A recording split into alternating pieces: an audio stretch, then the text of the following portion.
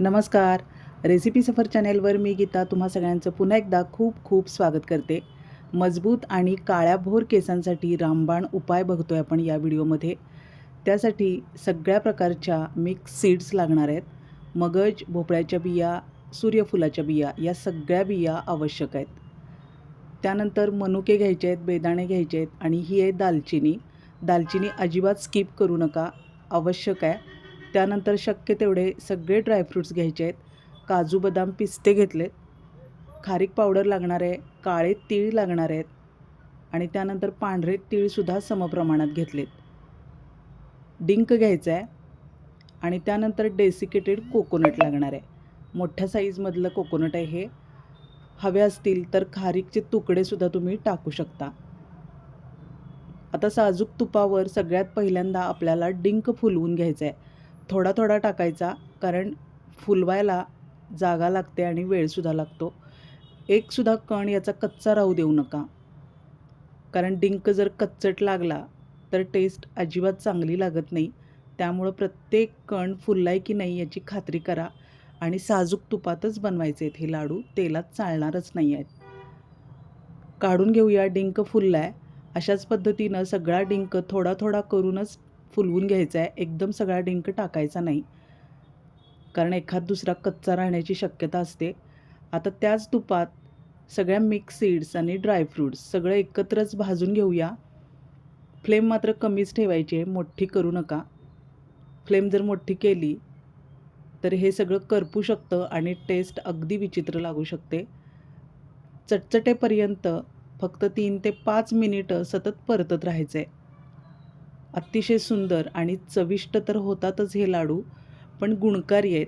फक्त केसांच्या तक्रारीवरच नाहीत, तर मोठ्या प्रमाणात जर कुणाला मेलाझ्मा असेल तर तोसुद्धा फेड व्हायला मदत होईल. 2 ते 3 महिने जर सलग तुम्ही हे लाडू खाल्ले तर तुम्हाला नक्की फरक दिसायला लागेल. सांधेदुखीमध्ये सुद्धा हे लाडू अतिशय गुणकारी आहेत. काळ्या तिळाचे लाडू रोज जर खाल्ले तर तुमच्या आरोग्याच्या ज्या बारीक-सारीक तक्रारी असतील त्या नक्की दूर होतील, कारण ओमेगा 3 फक्त काळ्या तिळामध्येच असतं. त्यामुळं हे लाडू खाण्यात अवश्य ठेवा. शक्य तेवढे सगळे ड्रायफ्रूट्स घ्यायचा प्रयत्न करा आणि सगळ्या मिक्स सीड्ससुद्धा मिक्स करायचे आहेत. भाजून झाले, फक्त 3 ते 5 मिनिटं परतले आपण. आता हे सगळं काढून घेऊया बाजूला. आता तूप खूप मोठ्या प्रमाणात वापरायची गरज नाही, कारण या बियांचं जे नैसर्गिक तेल असतं तेच आपल्या शरीरासाठी आरोग्यदायी आहे. त्यासाठी तूप जास्त प्रमाणात वापरायची काही गरज नाही. त्यामुळं खोबरं मी असंच कोरडं भाजून घेणार आहे. मोठ्या आकारातलं डेसिकेटेड कोकोनट आहे हे. पावडर मिळाली तर पावडरसुद्धा वापरू शकता. या जागी तुम्हाला सुकं खोबरं जर किसून वापरायचं असेल तर ते सुद्धा चालेल, पण या डेसिकेटेड कोकोनटमुळं लाडू खूप छान लागतात. गॅस मिडियमच ठेवलेला आहे, अजिबात मोठा करू नका. चटणी बनवताना जसं आपण खोबरं काळपट करतो तसं करायचं नाही आहे. फक्त बदामी सोनेरी रंगावर आलं की लगेचच हे काढून घ्यायचं आहे.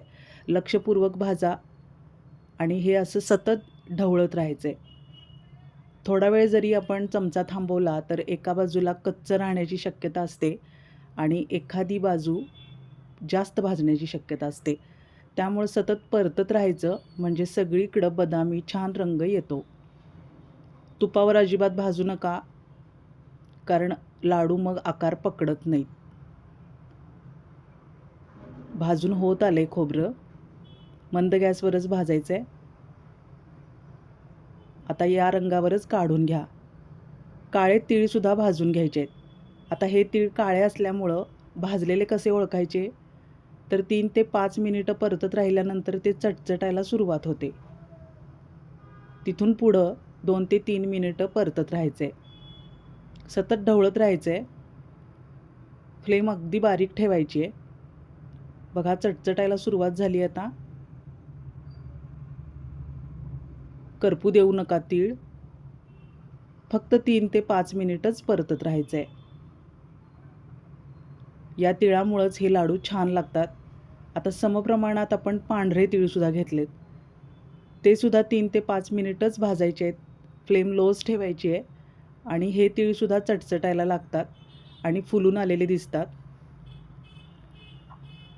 आता तीळ भाजून होत आल्यानंतरच खारीक पावडर मी मिक्स केली आहे. आधी मिक्स करू नका, कारण खारीक पावडर पटकन जळते. खारीक पावडर जर तुम्हाला वेगळी भाजायची असेल तर चमचाभर तुपावर परतून घ्या, म्हणजे ती तळाशी लागणार नाही. फक्त 1 ते 1.5 मिनिट फक्त परतून घेतले आणि काढून घ्यायचे. तीळ थोडेसे थंड झाले, आता वाटून घेऊया. पण मिक्सर सतत सुरू ठेवायचा नाही. चालू बंद करत आपण भरडसर काळे तीळ वाटून घेतलेत. आता असेच पांढरे तीळसुद्धा वाटून घ्यायचे. मिक्सर चालू बंद करतच हे सगळं काम करा, कारण सतत जर मिक्सर सुरू ठेवला तर याचं तेल सुटायला सुरुवात होते. आता अशाच पद्धतीनं हे सगळं मिश्रण आपल्याला थोडं थोडं करून मिक्सरमध्ये वाटून घ्यायचं आहे. मस्त होतात हे लाडू. मुलं सतत जंक फूड खात असतात आजकालची, त्यामुळं B12 आणि D3ची कमतरता प्रामुख्यानं त्यांच्यामध्ये जाणवते. हिमोग्लोबिनची पातळीसुद्धा कमी झालेली असते काही मुलांमध्ये. तर हे लाडू त्यांना नियमित खायला द्या, म्हणजे B12 फास्ट वाढणार आहे. तुम्हाला लगेच रिझल्ट येणार आहे. फक्त 1 ते 1.5 महिन्यात मुलं टुणटुणीत झालेली दिसतील तुम्हाला. आता दोन्ही तिळांच्या पावडर्स यामध्येच आपण व्यवस्थित मिक्स करून घ्यायचे आहेत. हे सगळं मिश्रण आधी एकसारखं करून घ्यायचं, म्हणजे सगळीकडं याला गुळाचं मिश्रण व्यवस्थित लागणार आहे आणि लाडू अगदी चविष्ट होतात. लक्षपूर्वक बघा, म्हणजे लाडू अजिबात चुकणार नाहीत. आयुर्वेदाच्या खजिन्यातला हा अनमोल ऐवज जर तुम्हाला आवडला असेल तर व्हिडिओ लाईक करा आणि शेअर करा, म्हणजे ज्यांना बारीक सारीक तक्रारी आहेत त्यांच्यासाठी हा व्हिडिओ खूप खूप उपयोगी ठरणार आहे. अशीच एखादी आयुर्वेदिक अजून एखादी रेसिपी तुम्हाला बघायला आवडेल का? कमेंटमध्ये नक्की सांगा. अशीच सुंदर रेसिपी घेऊन येण्याचा मी नक्की प्रयत्न करीन. आता गुळाचा पाक बनवायचा नाही आहे, फक्त मिश्रण बनवून घेणार आहे आपण. मिक्स सीड्स आणि ड्रायफ्रूट्स, खोबरं असं सगळं मिळून आपलं अर्धा किलो झाले प्रमाण. तर गूळसुद्धा अर्धाच किलो घ्यायचा आहे आणि अर्धा कप पाणी यामध्ये मिक्स करायचं आहे. फ्लेम अजिबात मोठी करायची नाही, मीडियम फ्लेमवर आपल्याला फक्त गुळाचं मिश्रण बनवून घ्यायचं आहे. हे पाकावर जाऊ द्यायचं नाही. याचा जर पाक बनला तर लाडू अगदी कडकडीत होतात. आपल्याला अगदी छान मऊसूत लाडू बनवायचे आहेत, म्हणजे अगदी छोटी मुलंसुद्धा खाऊ शकतात आणि ज्यांना दातांचा त्रास आहे अशी वडीलधारी माणसंसुद्धा आरामात हे लाडू खाऊ शकतात. एक मोठा चमचाभर तूप यामध्ये मिक्स करायचं आहे. आता उकळी यायला सुरुवात झाली आहे बघा. हळूहळू गूळ पूर्ण वितळून त्याचे बारीक खडेसुद्धा वितळायला पाहिजेत, तोपर्यंत आपल्याला हे मिश्रण सतत ढवळत राहायचे. गूळ पूर्ण वितळला की व्यवस्थित मिश्रण तयार होतं. पण घाईघाईनं फ्लेम अजिबात मोठी करायची नाही. चव त्यामुळं बदलते आणि पाकावर जाऊ शकतो मिश्रण. त्यामुळं मीडियम गॅसवर फक्त सतत असं ढवळत राहायचं आहे. चमचा अजिबात थांबवू नका. आता उकळी यायला सुरुवात झाली आहे. आता बघा, तुम्हाला मिश्रणामध्ये फरक दिसत असेल. दाट व्हायला सुरुवात झाली आहे आणि आता चमच्यालासुद्धा मिश्रण दाटसर लागायला लागले. अशाच पद्धतीनं हे मिश्रण होईपर्यंत आपल्याला सतत ढवळत राहायचं आहे. फक्त 4 ते 5 मिनिटच लागतात अर्धा किलोचं गुळाचं मिश्रण व्हायला. पाकावर जाऊ देऊ नका. अशी उकळी फुटायला लागली की मग आपल्याला हे सगळं मिश्रण यामध्ये ओतून घ्यायचं आहे. आता मी गॅस बंद केला आहे. पण गरम बर्नरवरच ही कढई मी अशीच राहू देणार आहे. मिश्रण यामध्ये मिक्स करून घ्यायचं आहे, तोपर्यंत कढई बर्नरवरच राहू द्यायची, म्हणजे हे मिश्रण आपलं घट्टसर होणार नाही. अगदी परफेक्ट झालेलं आहे, तुम्ही बघू शकताय. आता थोडं थोडं करत सगळं मिश्रण यामध्ये एकत्र करून घेऊया. रेसिपी सफर अजून तुम्ही सबस्क्राईब केलं नसेल तर सबस्क्राईब करा, व्हिडिओ लाईक करा आणि हाईप द्यायला विसरू नका. रेसिपी शेअर करा.